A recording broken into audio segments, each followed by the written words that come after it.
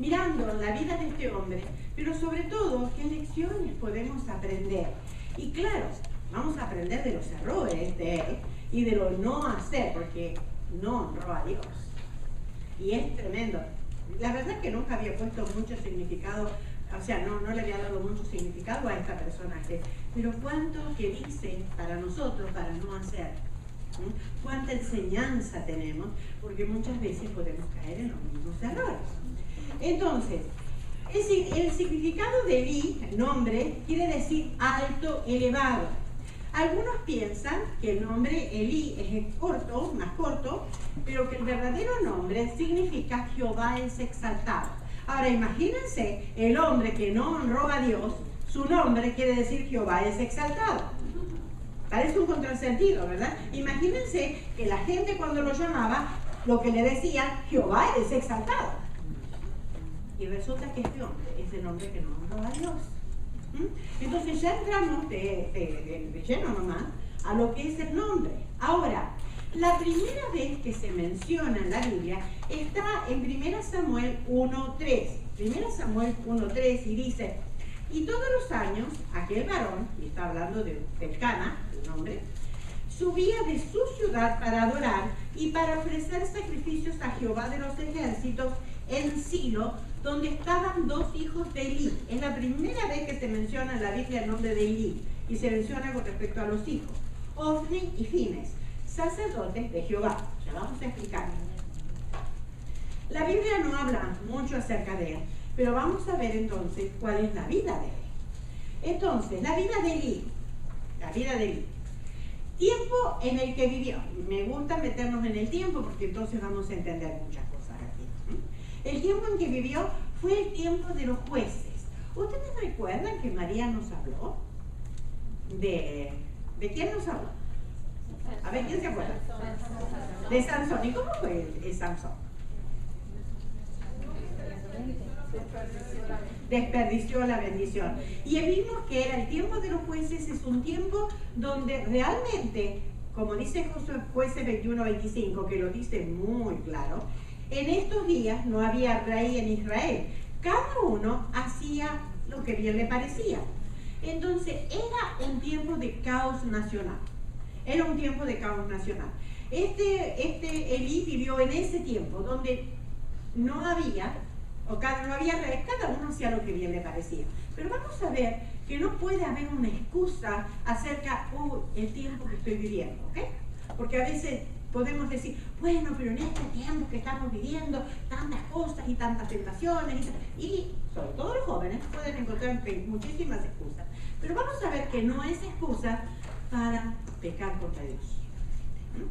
Entonces, fue un tiempo de caos nacional y es un tiempo donde estaban los jueces. Ahora, por eso vamos a ver que este hombre, vamos a ver el oficio que tenía.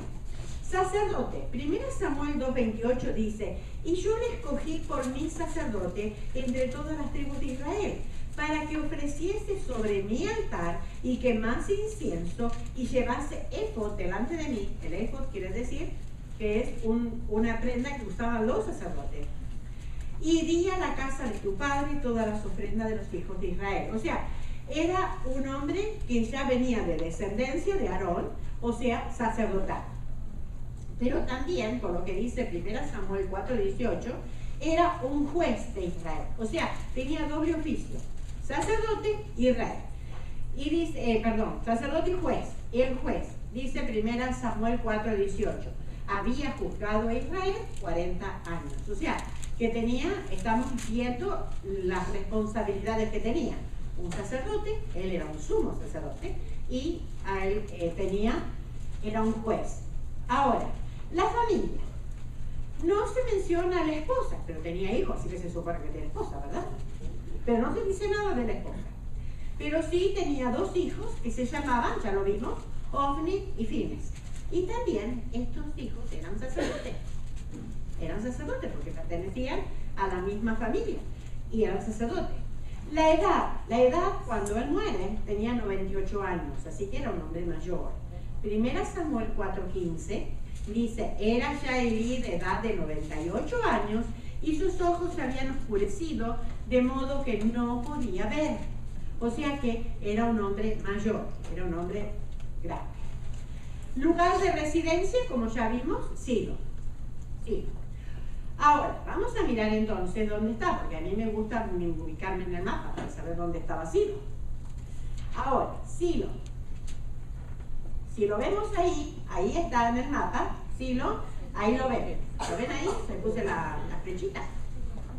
Silo, y estaba a 19 millas de Jerusalén, y ahí está Jerusalén.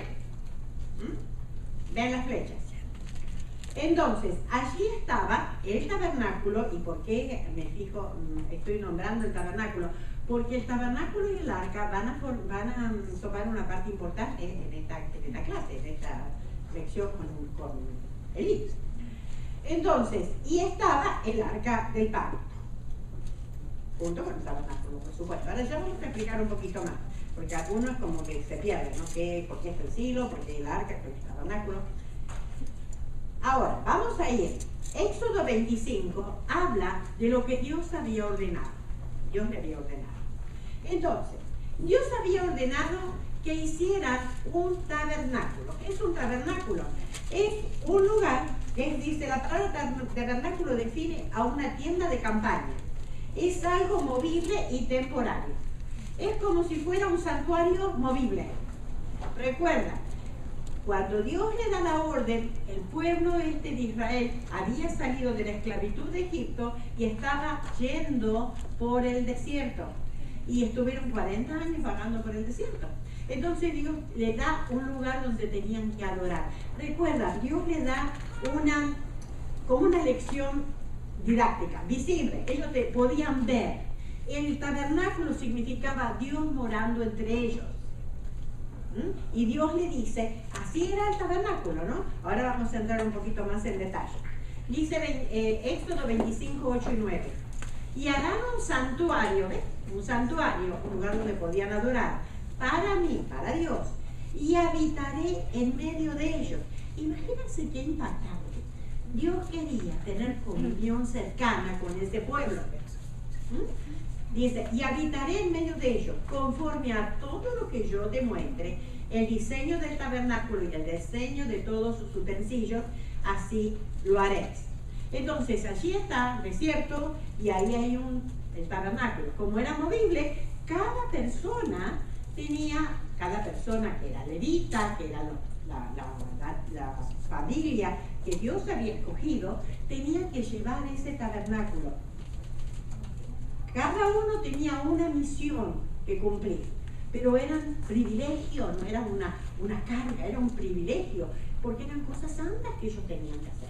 Entonces, la familia de donde venía Elí era una familia privilegiada, una familia en la cual Dios los había elegido entre todo el pueblo para servirle a Él, servirle a Dios de cerca. Ahora, y dice que iba a estar en medio de ellos. Dice, el mismo Dios estaba entre ellos. Si ustedes ven, ahí está el tabernáculo en el medio. ¿Lo ven ahí? Y todo esto, ¿saben qué son? Las tiendas de campaña de ellos.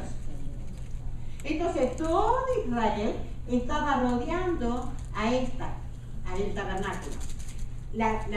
El mensaje era muy claro. Dios en medio. No estaban buscando. Dios en medio de su pueblo. Y las puertitas la entrada de las tiendas, siempre daban mirando hacia el tabernáculo. Lo primero que hacía un israelita cuando se levantaba, ¡pum! Ahí está, Dios en medio nuestro. Qué hermoso, ¿verdad? Buscar a Dios de mañana de esa manera. El mismo Dios habitaba entre ellos. Y miren lo que dice Números 2, 1 y 2. Números 2, 1, 2. Habló Jehová a Moisés y a Aarón diciendo, los hijos de Israel acamparán cada uno junto a su bandera, bajo las enseñas de las casas de sus padres, alrededor del tabernáculo de reunión acamparán. O sea, todo el pueblo de Israel tenía que estar alrededor.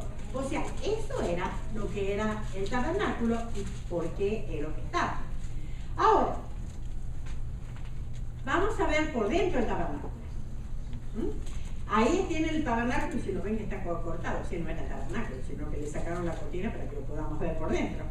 Entonces, ahí, eso es lo que rodeaba, eso era el atrio. Entraban los israelitas para adorar a Dios, solamente podían entrar al atrio, lo que nosotros llamaríamos el patio. Ese era el lugar alrededor, no podían entrar adentro. Pero después estaba el lugar santo. En el lugar santo entraban los sacerdotes para adorar a Dios y podían entrar todos los días y ellos ahí estaban la mesa con el pan, estaba la lámpara que tenía que estar siempre encendida y un incenciado de oro donde daban incienso para Dios. Eso era el lugar santo. Pero había algo más, era el lugar santísimo. Y el lugar santísimo estaba separado del lugar santo por una cortina muy gruesa. Solamente podía entrar una sola persona. Era el sumo sacerdote y siempre con una ofrenda. Y la ofrenda era un corderito. ¿Por qué? Porque Dios, al mirar esa ofrenda inocente, que hablaba de la ofrenda que un día Cristo iba a hacer por nosotros. Alguien inocente, alguien que no tenía culpa alguna. Sin embargo, Dios, mirando la sangre de ese inocente, podía perdonar el pecado, cubrir el pecado del pueblo. Pero dice que la sangre de Cristo no, limpia, quita todo el pecado. Un día esa cortina se partió. Cuando Cristo murió, esa cortina se partió. ¿Por qué? Porque ya no hay nada que me separe de Dios. Qué privilegio tenemos ahora. Sin embargo, antes solamente una vez al año, en el gran día de la expiación, entonces entraba solamente el sumo sacerdote. Dice, y en el lugar santísimo, entonces ahí está, y en el lugar santísimo estaba el arca del pacto. Había solamente eso, era una caja de madera. Nadie sabe muy bien cómo era, así que ahí agarré una figura, pero no se sabe cómo era, porque ni siquiera está, ahora no se sabe dónde está. Evidentemente tiene que estar en algún lado, no se sabe. Leí muchísimo y la ponen en uno dice que está en Jeremías, la guardó en la montaña no sé de dónde, el otro dijo no, las tienen enterrada, otro, bueno, no sé dónde está, Dios no la reveló. Pero ya cuando volvieron del cautiverio ya el arca no se menciona más. Pero en ese arca es donde había dos querubines que se tenían que cubrir el propiciatorio, y estos querubines guardaban la santidad de Dios. Y ahí es donde Dios mandaba la nube, y era donde ellos veían que era la presencia de Dios en medio de ellos. Tengan esto presente porque ya vamos a ver que el arca tiene mucha importancia también. Éxodo 25, 10 y 11 dice: harán también un arca de madera de acacia, cuya longitud será de 2 codos y medio, su anchura de 2 codos y medio y su altura de codo y medio. Y la cubrirás de oro puro por dentro y por fuera, y harás sobre ella una cornisa de oro alrededor. Y algo interesante, que esas varas que ustedes ven ahí, esas varas no las podían quitar nunca, porque era algo tan santo que imagínense, cuando tenían que moverla, tenían que venir el sumo sacerdote, tenía que venir y cubrirla de cuero azul, y después entonces venían los demás y la podían cargar. ¿Qué hablaba de eso? El mensaje era muy claro. Dios es un Dios santo. Ahora tomamos a Dios como muy a la ligera, pero Dios es un Dios santo. Y eso es lo que el mensaje que daba. Dios en medio de ellos, pero la santidad no porque estaba en medio de ellos, Dios había dejado de ser santo. Dios seguía siendo santo. Pero bueno, llegan a la tierra prometida, porque todo eso fue mientras estaban viajando, ¿verdad?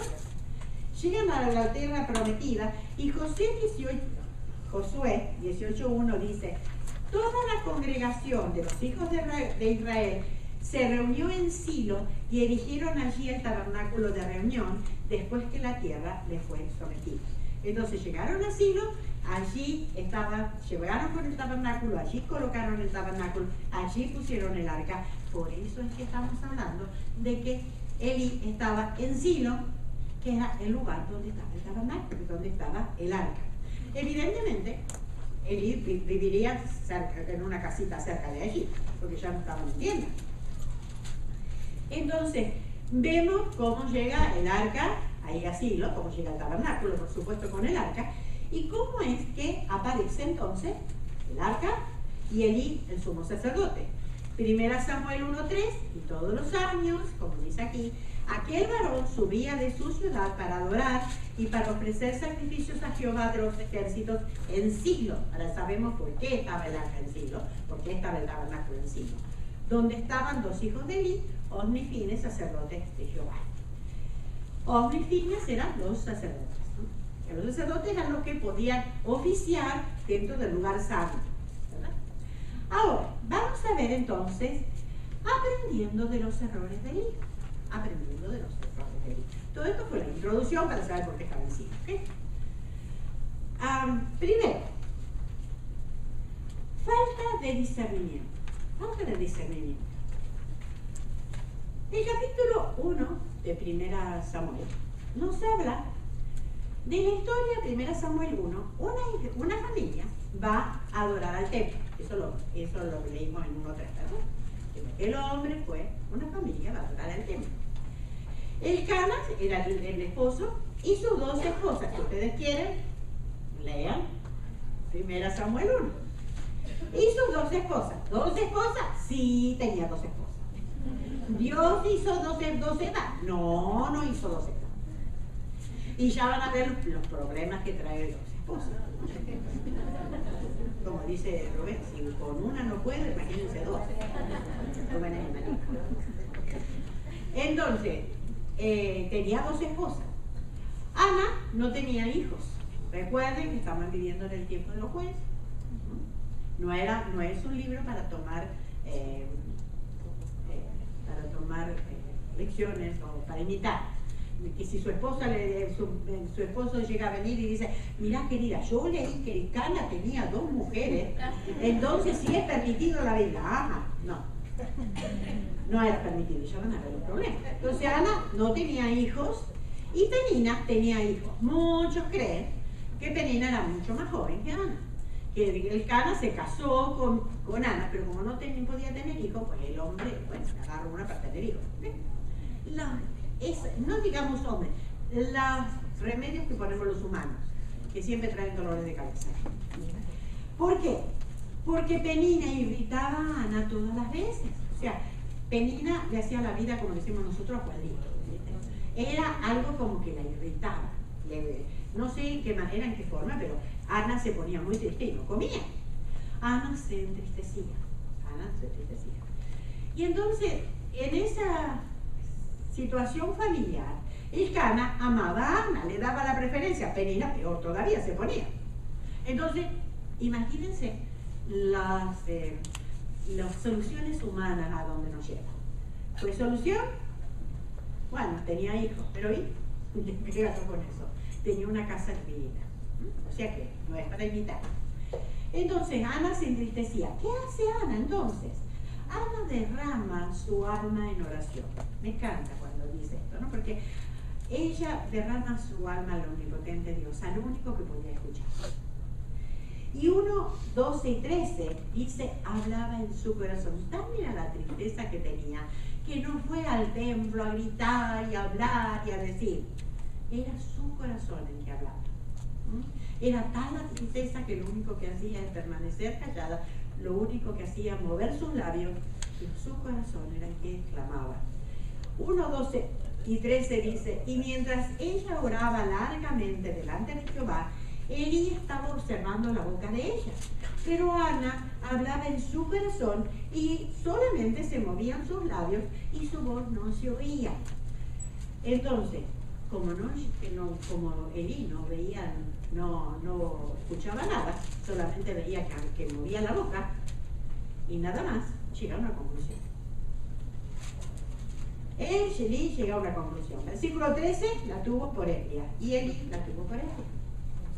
Imagínense, el sumo sacerdote. Pero sin preguntar nada, porque si la veía que estaba angustiada, si la veía que solamente movía su boca, en vez de preguntar, versículo 14 la reprende. Entonces le dijo él, ¿hasta cuándo estarás ebria? Digiere tu vino. ¿Pueden imaginarse la escena? El representante de Dios, aquel que tenía el deber de confortar, en vez de ver a una mujer angustiada, volcando su corazón ante Dios, ¿qué hace?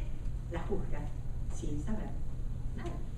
Ana le contesta muy respetuosamente. Versículo 15, 16 dice, y Ana le respondió diciendo, no, Señor mío, yo soy una mujer atribulada de espíritu, no he bebido vino ni sidra, sino que he derramado mi alma delante de Jehová.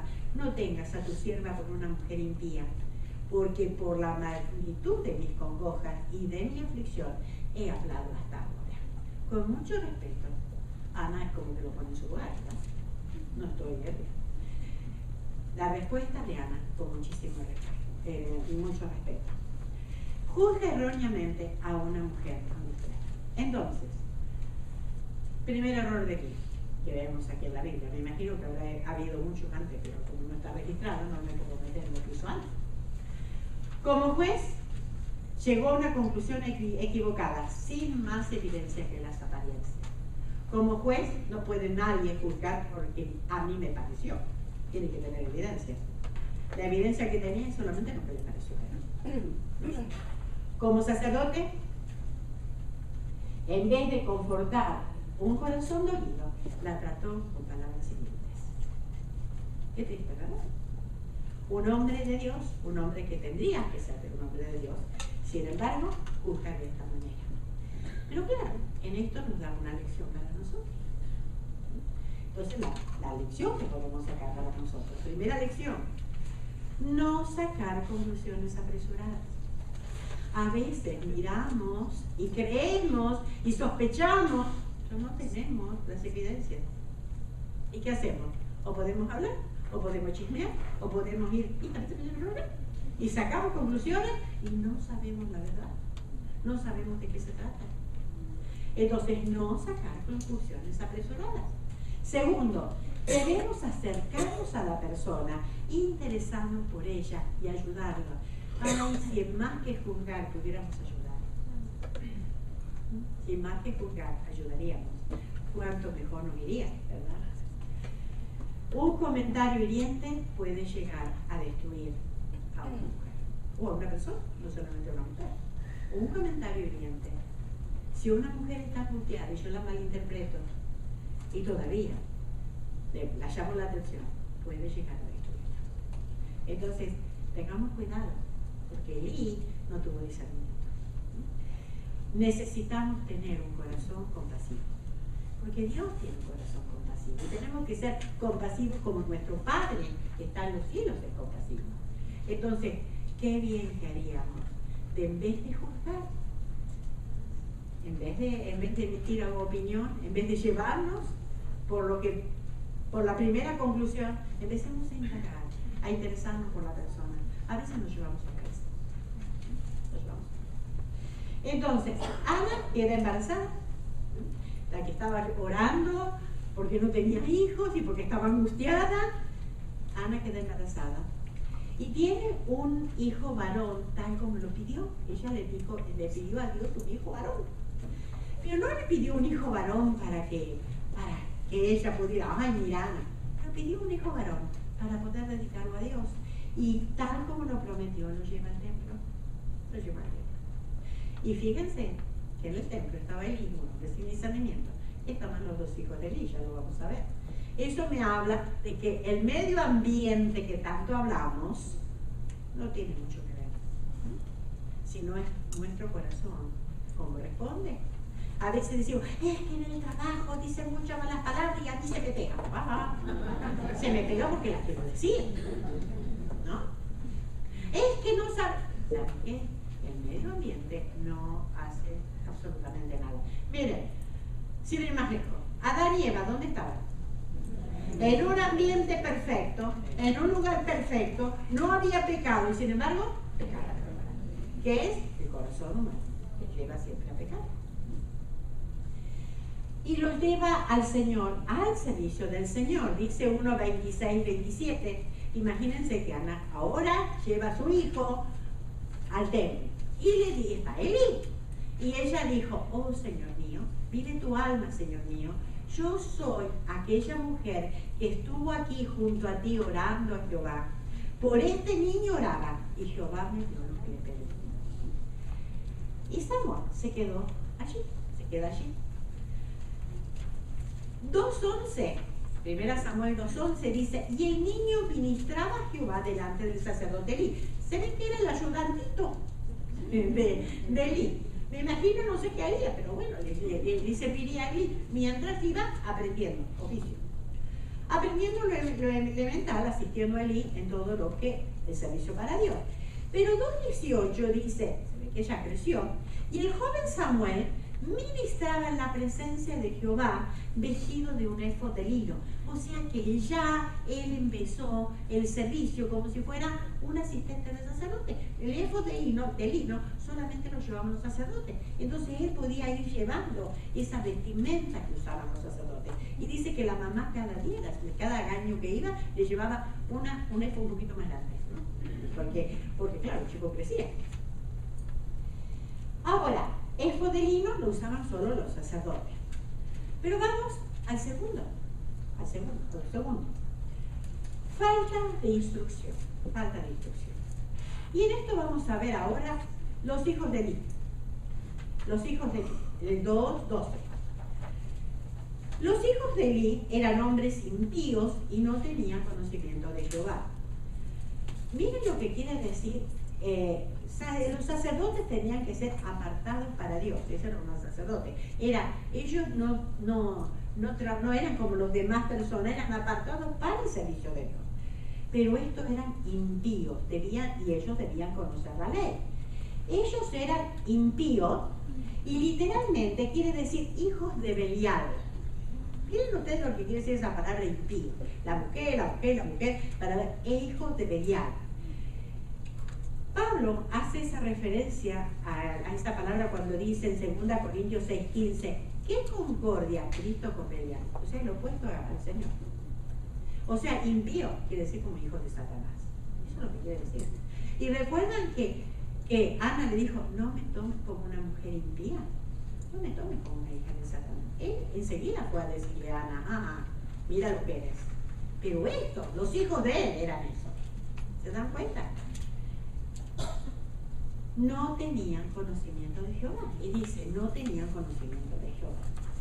No tenían un conocimiento íntimo, no es que no sabían quién era, sino no tenían un conocimiento íntimo, no tenían una comunión con Dios. Eran puros religiosos, solamente hacían el oficio, nada más, nada más. Su conocimiento era solo intelectual. Qué tristeza cuando podemos ver entonces que no tenían conocimiento de Dios y solamente conocían aquí, pero no tenían a Dios en su corazón. Entonces, segundo error de él. Como sacerdote debía haberles enseñado la ley, no solamente el oficio. Hay algo que se le escapó a él. Enseñó el oficio, quizás se lo enseñó, que tenían que hacer, cómo se tenía que mover, que tenía que ver, ¿verdad? Pero no inclinó su corazón a Dios. Entonces, no tenían que haberle enseñado lo que dice la ley acerca de la santidad de Dios. El Antiguo Testamento está lleno de referencias acerca de la santidad de Dios. Inclusive el mismo sumo sacerdote tiene una tiara que habla de santidad a Jehová. Entonces hay una santidad de Dios. Pero ahí es como que no lo hizo. Como juez debía saber el comportamiento de ellos. Tenía que saber qué es lo que estaban haciendo. Y como padre debía conocer el corazón de sus hijos. Y él, ni como sacerdote, ni como juez, ni como padre, pudo hacer el trabajo.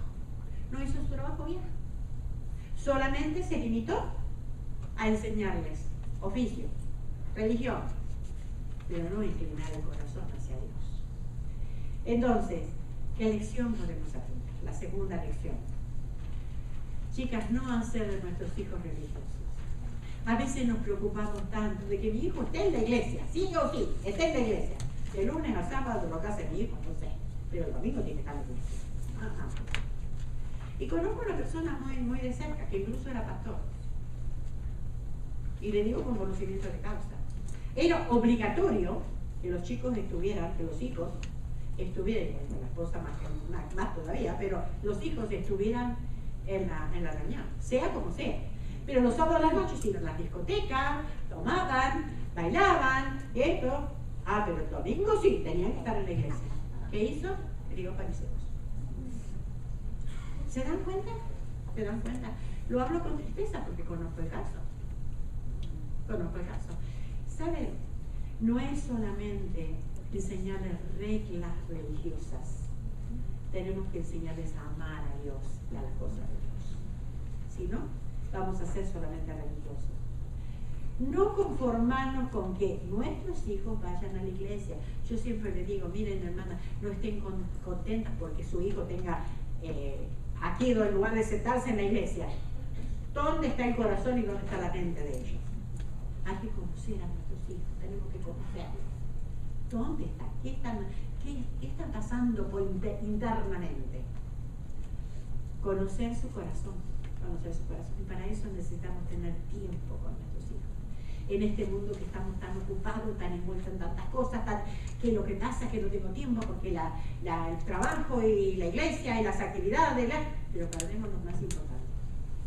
Cantar de los Cantares dice, me pusieron a guardar viñas y la viña que era mía no guardé. Cuidado, porque Dios me va a pedir cuenta de la viña que Él me dio, y la viña que Él me dio son mis hijos. Entonces, falta de corrección.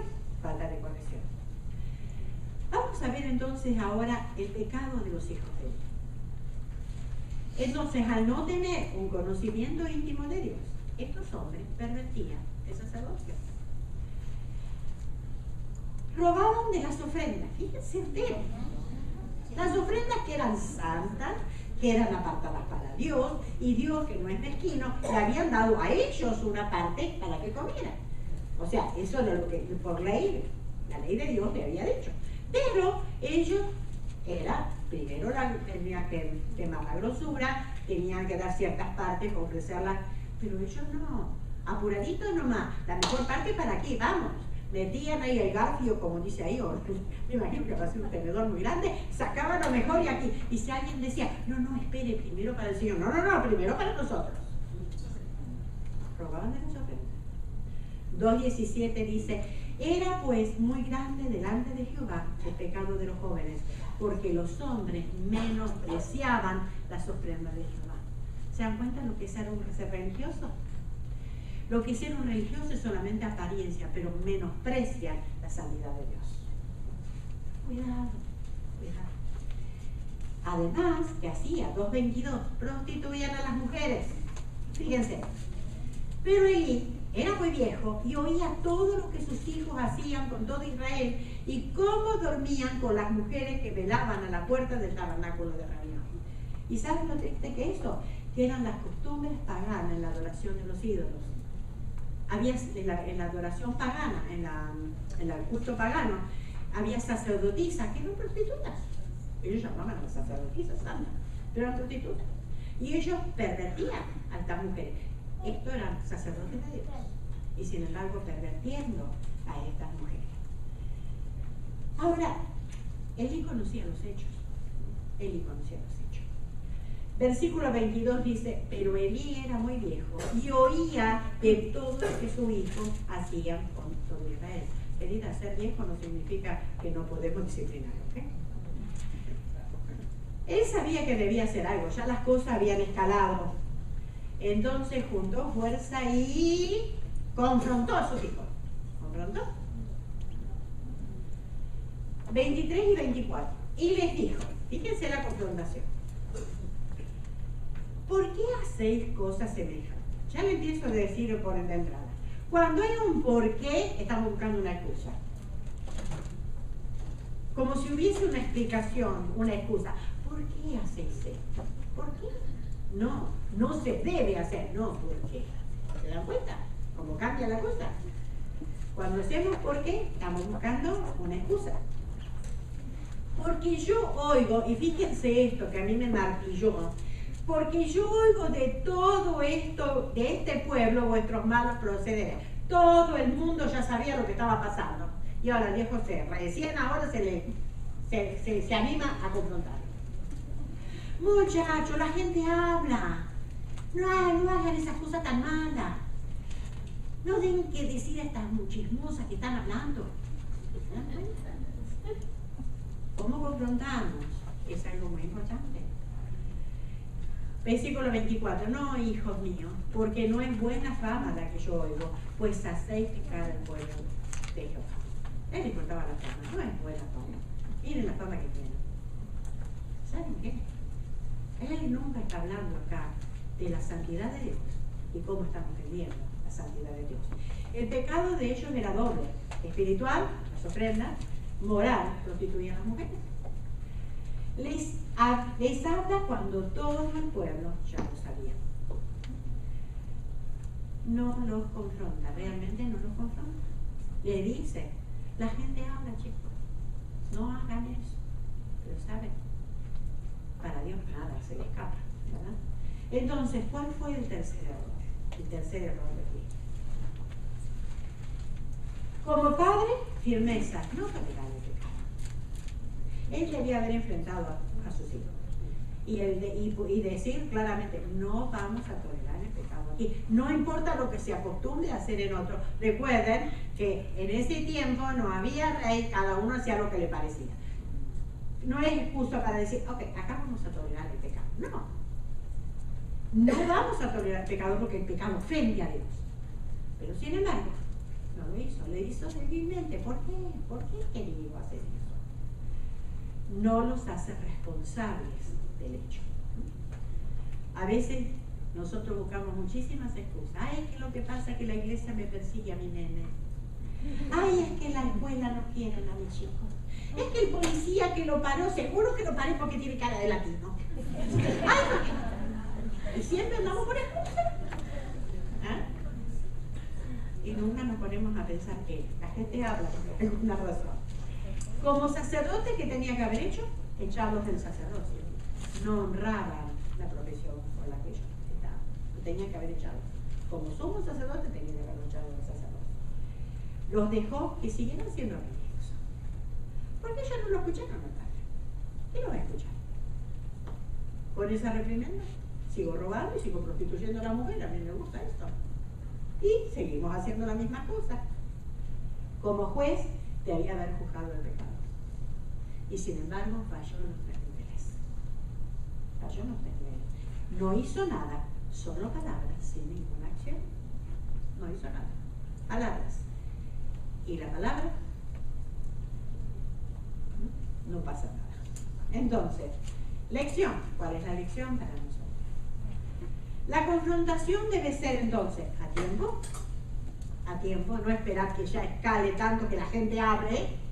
No, te reprendo porque yo lo vi, yo sé, y es malo lo que estás haciendo, no que la gente habla. A tiempo, firme, no aceptar excusas, no hay por qué. Lo que es pecado, lo que Dios llama pecado, no le puedo poner, bueno, a lo mejor, no. Dios dice pecado es pecado. Firme, no aceptar excusas. Acción, tomar una acción. Hay consecuencias, para cada pecado hay consecuencias. Debe ir siempre acompañada de acción. Una confrontación siempre tiene que ir acompañada de una acción. Tiene que haber una consecuencia para algo que ha hecho, para que se dé cuenta que realmente es algo malo lo que está haciendo. Cuarto, falta de arrepentimiento. Falta de arrepentimiento.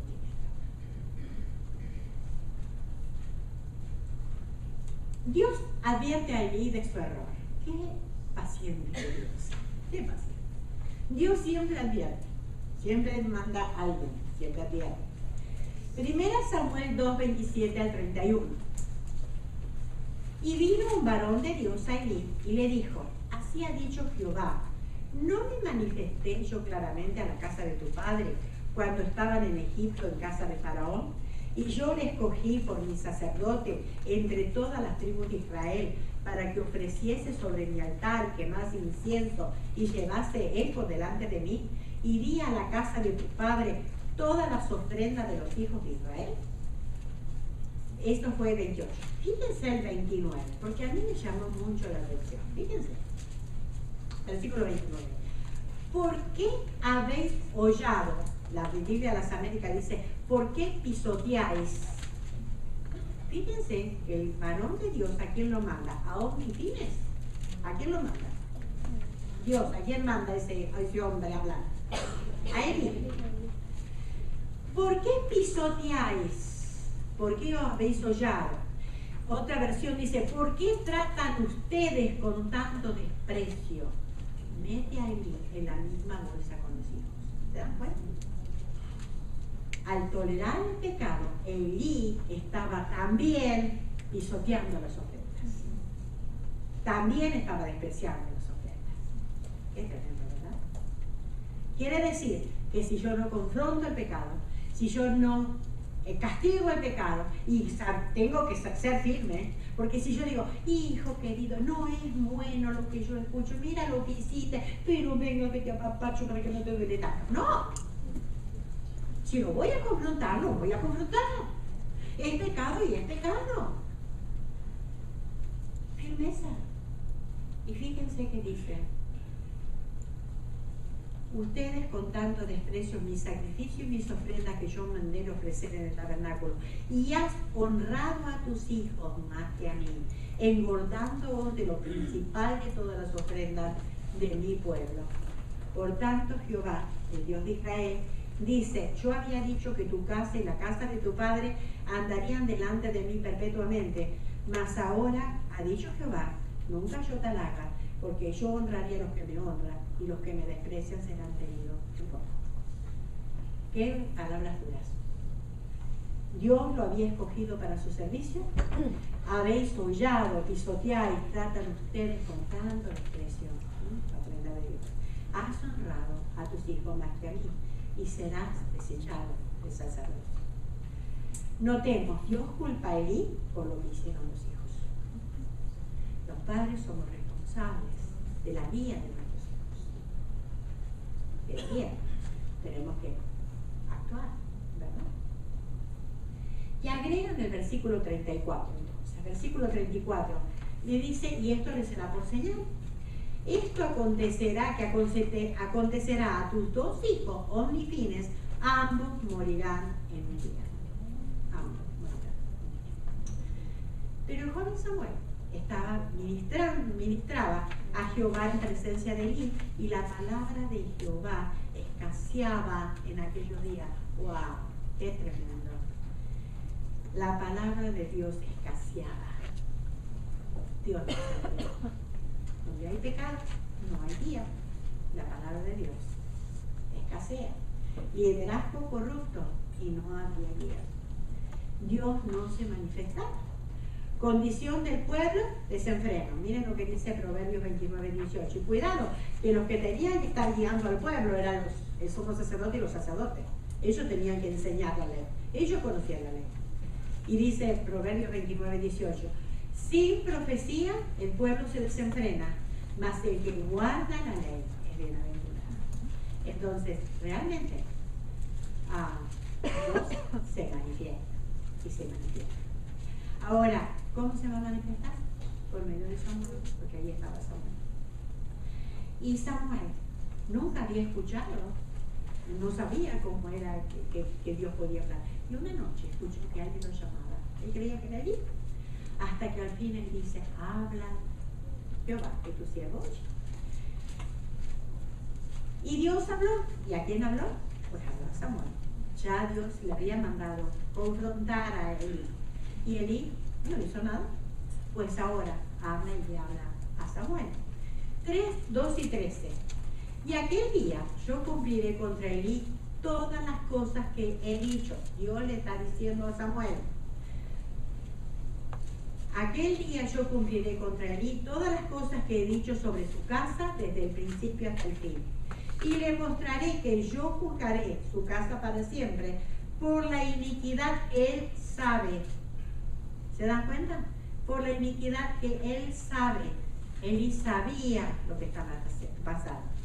Porque sus hijos han blasfemado a Dios y él no los ha estorbado. ¿Se dan cuenta? Dios está hablando seriamente. Cumpliré lo que he dicho. Juzgaré su casa por la iniquidad que él sabe. Sus hijos me han blasfemado. Y él no los ha estorbado, no le ha dicho nada. Recuerden, querida, que todo pecado es un pecado contra Dios. Y eso es lo que tenemos que enseñar a nuestros hijos. Que el pecado sí nos puede ofender a nosotros. Una falta nos ofende a nosotros. Pero ¿saben qué? Es que tenemos que guiar a que esa ofensa es una ofensa contra Dios. ¿Recuerdan el caso de David? David había pecado contra Betsabé, había pecado contra su pueblo, había pecado contra Urías, el marido de Betsabé, había pecado contra su consejero, el abuelo de Betsabé, había pecado con un montón de gente. Sin embargo, en su confesión, ¿qué dice? Contra ti yo he pecado. Porque todo pecado es contra Dios. Eso es lo que tenemos que enseñar a nuestros hijos, que todo pecado es contra Dios. Samuel no quiere decirle a Elí. ¿Se imaginan cuando se levanta a la mañana Samuel? Y ahora como le digo todo esto. Y yo me imagino a Samuel que estaría haciendo sus cosas pero Elí lo llama y le pide que sí lo haga.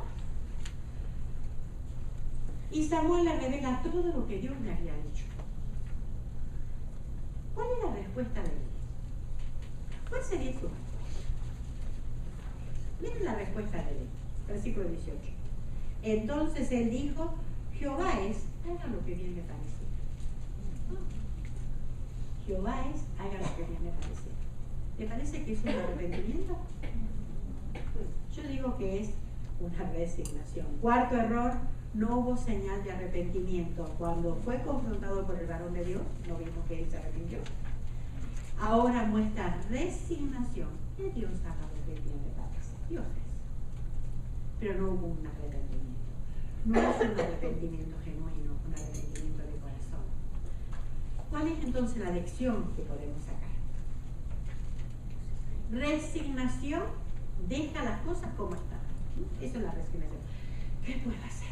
Yo no puedo con este chico. Ya está. Resignación.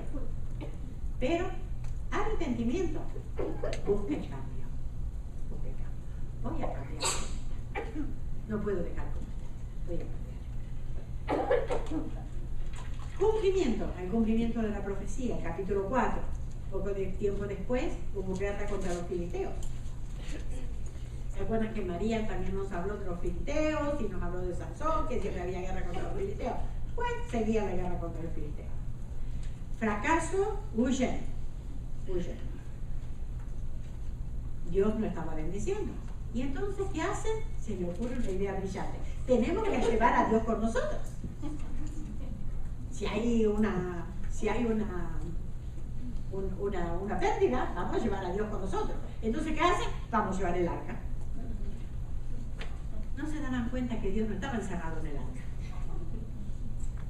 ¿Se dan cuenta? No estaba cerrado la caja. Llevan el arco como un amuleto y los filisteos capturan el arca. ¿Se imaginan? Para los filisteos era todo una conquista. Ahí llevaron el arca. Hombres y fines mueren en batalla el mismo día, tal cual Dios lo había dicho. Los hijos de Eli mueren en batalla. 4, 17 y 18. Un mensajero salió de la batalla y dice, el mensajero respondió diciendo, Israel huyó delante de los filisteos, y también fue hecha gran mortandad en el pueblo, y también tus 2 hijos, Ofni y Fines, fueron muertos, y el arca de Dios ha sido tomada. Y aconteció que cuando el mensajero hizo mención del arca de Dios, Elí cayó hacia atrás de la silla, al lado de la puerta, y se desnudó y murió. Qué final, ¿no? Porque era hombre viejo y pesado, y había buscado a Israel 40 años. Un mensajero trae la noticia a Elí escucha arca, la palabra arca, que está tomada, y cayó hacia atrás y se desnudó. Su nuera, la esposa de Fines, estaba embarazada, dio a luz y murió en el parto. Perdieron la batalla, los filisteos capturaron el arca, Ofni y Fines muerto, Elí muerto, la nuera muerta. Honró a los hijos santos de Dios y destruyó toda su casa. Por no haber corregido a tiempo, destruyó toda su casa. Entonces, ¿cuál fue el problema de Elí? ¿Cuál fue el problema de Elí? En primer lugar, tenía una religión sin un caminar con Dios. Él tenía una religión, pero no tenía un caminar con Dios. Lo vimos en muchas de sus facetas, ¿verdad? Segundo, era tolerante con el pecado familiar, con el pecado de sus hijos, pero duro con el pecado de los demás, con Ana. Era muy fácil de juzgar a Ana, borracha. ¿Qué hacían los hijos de él? ¿Por qué, nenitos? Tercero, descuidó la palabra de Dios, escaseaba en aquellos días. No le enseñó y escaseaba. Cuarto, eludió la responsabilidad de guiar a su familia. Hay una responsabilidad que nosotros tenemos, guiar a nuestra familia en los caminos de Dios. Y no la podemos delegar a nadie, ni siquiera a la iglesia. Debemos acompañar a los hijos a la iglesia, sí. Buscar una buena iglesia, sí. Pero la responsabilidad es mía. Lunes, martes, miércoles, jueves, viernes, sábado, los chicos están conmigo. Y van a la iglesia 1 hora por semana, 1 hora y media por semana, o 2. ¿Qué debemos hacer? Aprendiendo de los errores de él. Entonces, ¿qué debemos hacer con nuestros hijos? Primero, llevarlos a una fe personal en Cristo. Fe personal en Cristo. Es lo que tenemos que llevarlos. Desde pequeños. Las que tienen niños pequeños, aprovechen una fe personal. Yo sé que llega la adolescencia y ya los chicos se ponen, pero ellos están como rebeldes, pero ¿saben qué? Están desarrollando, tienen que desarrollar su propia fe. Acompañemos, les demos la herramienta cuando son chicos para poder guiarlos. Los hijos de Eli no conocían al Señor. ¿Por qué? Porque no aprendieron en su casa. Entender que los chicos están creciendo en un mundo hostil ante Dios. Van a la escuela, donde sea, es un mundo hostil a Dios. Tenemos que en casa respirar un ambiente santo. Recordar, buscar inclinar su corazón a Dios. No solo modificar conductas. No solo modificar conductas. Es muy fácil enseñar conducta, pero tenemos que apuntar al corazón. Regarlo con mucha oración, por supuesto. Segundo, guiarlos a los caminos de Dios. Guiarlos a los caminos de Dios.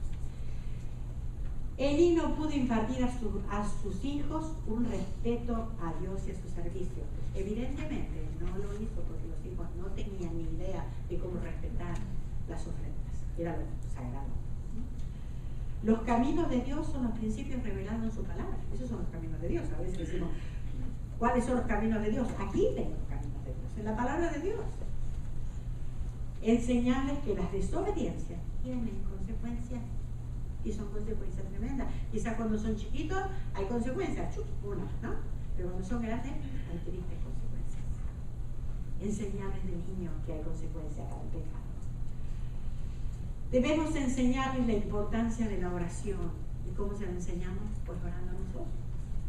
La lectura de la Biblia. ¿Cómo voy a enseñar a mis hijos a leer la Biblia? Pues leyéndola yo. Cuando los chicos me vean a mí orar y leer la Biblia, pues van a aprender.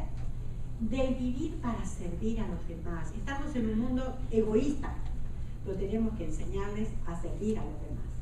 No del vivir para complacer nuestros deseos. Miren, no se preocupen tanto si no le pueden comprar la última marca de algo. Enséñenles que pueden, mira, en vez de comprarte esto que vale 100, yo cualquier, $100, mira, ¿por qué no te compras esto que te vale 70? Yo les digo cualquier cosa. Y los 30 los donamos para un chico que no tenga nada. Vamos juntos y los donamos. Miren, estamos enseñando a servir a los demás. Estamos enseñando a dar y no complacer mis caprichos. En un mundo que parece necesidad y tenemos que enseñarle eso. No con solo palabras, sino con el ejemplo. Tenemos que ser ejemplo. Nuestra vida debe estar gobernada por la palabra de Dios. Si mi vida no está gobernada por la palabra de Dios, me voy a enseñar a otros. ¿Cómo voy a enseñar a mis hijos? Querido, no mientas. Yo miento, pues entonces no aprende nada, ¿verdad? Tercero, reverenciar a Dios y las cosas de Dios. Tengo que enseñarle a reverenciar a Dios y las cosas de Dios.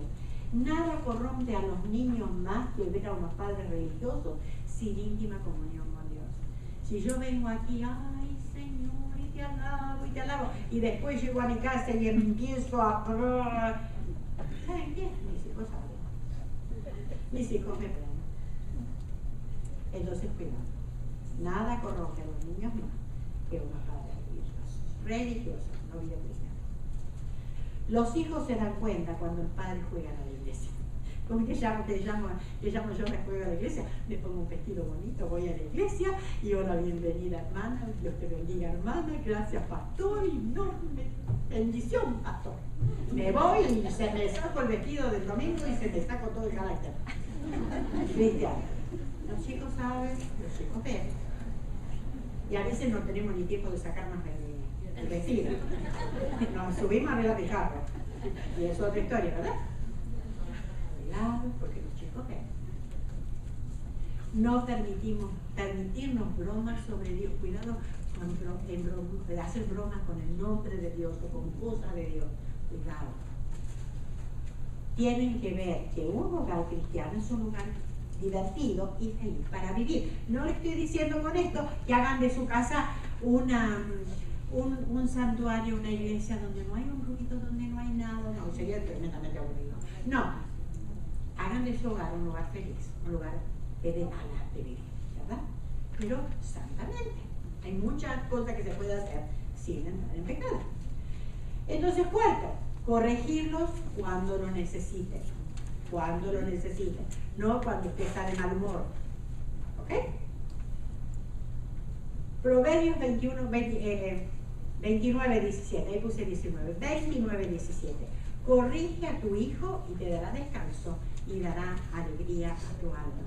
Corrige. Y corregir no solamente es dar, corregir es con primero con palabras, con guía, con cosas, y bueno, yo sí no entiendo otra cosa, ¿no? Pero, ¿saben? Tenemos que corregirlos cuando lo necesitan. Nunca es tarde. Tal vez usted piensa, oh, pero ya no dijo, mañana ya se me fue de mi casa. Y puede decir, pero ¿sabe qué? Todavía puede comenzar ahora, no importa cuánto tiempo pasó. No importa cuán grandes sean los chicos, puede empezar. Y si ve que ha cometido error, pida perdón. Sus hijos van a aprender a pedir perdón. ¿Cuándo? Ve usted pedir perdón. Hijos se fueron del hogar, como en mi caso. Influenciar a los nietos. Tenemos, ¿verdad? Influenciar a los nietos. ¿O cuántas veces tenemos oportunidad de hablar con alguna mamá joven y que podemos decirle? Entonces, un llamado para nosotras, de atención, Efesios 6:4. Y vosotros, padres, no provoquéis a ira a vuestros hijos. No provoquéis a ira. Ahí puse. Sino, que ese sino quiere decir al contrario, en vez de provocar a ira, criarnos en disciplina y amonestación del Señor. Otro que me llamó la atención este tema. ¿Por qué? Y no he hablado varias veces de esto, pero me ha llamado poderosamente la atención. ¿Por qué? Porque si no crío a mis hijos en disciplina y amonestación al Señor, lo estoy provocando a ira. Dice, no provoquéis a ira a vuestros hijos, sino, por el contrario, criadlos en disciplina y amonestación del Señor. ¿Se dan cuenta? Tengo que enseñarles a mis hijos. Si no disciplina, estoy provocando ira. Colosenses 3:21, Padre, no exasperéis a vuestros hijos para que no se les aburre. Para que no se les aburre. Y les quiero leer, solamente leer, para terminar, algo que fue escrito algo sarcásticamente en diciembre de 1958, ya hace un buen tiempo. Pero con respecto a la crianza de los hijos, y salió en una revista que se llama El Evangelio. Y dice, comience en la infancia para darle al niño todo lo que quiera. De esta manera crecerá creyendo que el mundo le debe reina. Segundo, cuando diga una mala palabra, ríase de él, como si fuera lindo. Va a animarlo a que siga aprendiendo palabras similares. Porque bien, cuando son chiquitos, todo es gracioso. Después le pegamos por la misma palabra que dice cuando son más grandes. Seamos coherentes. 3. Evite la palabra incorrecto. Puede desarrollar en el niño un complejo de culpa. Yo diría de baja estima, como dicen ahora. 4. No le ayude a decidir entre lo bueno y lo malo, pero déjelo averiguar por sí mismo. 5. Siempre tomar a su lado contra el profesor de la escuela y la policía. No sé de su lado, aunque él tiene razón. 6. Recoja todo lo que deja tirado, zapatos, libros, ropa, etc. Evite, por favor, el trabajo infantil. 7. Siempre usted pelee en frente de su hijo. Así le servirá la experiencia. 8. Deje que lea lo que quiera y asegúrese de que tiene mucho dinero para gastar. 9. Pase todo el tiempo que pueda lejos de la casa para que su hijo pueda estar solo y así desarrollar la autosuficiencia. 10. Y cuando lo llevan a la cárcel, discúlpese diciendo, hice mi mejor esfuerzo, pero yo no podía hacer nada con él. Parecido a lo que hizo él. ¿Qué va a hacer? Que haga lo que Dios le pide. Queridas, tenemos una enorme responsabilidad. Tenemos hijos que guiar. En un mundo donde no hay guía, donde no hay parámetros, tenemos la palabra de Dios. Es la guía infalible. La guía para todo, para mi vida y para poder guiar a nuestros hijos. Que el Señor nos bendiga, que nos dé muchísima sabiduría para guiar a nuestros hijos en el camino del Señor.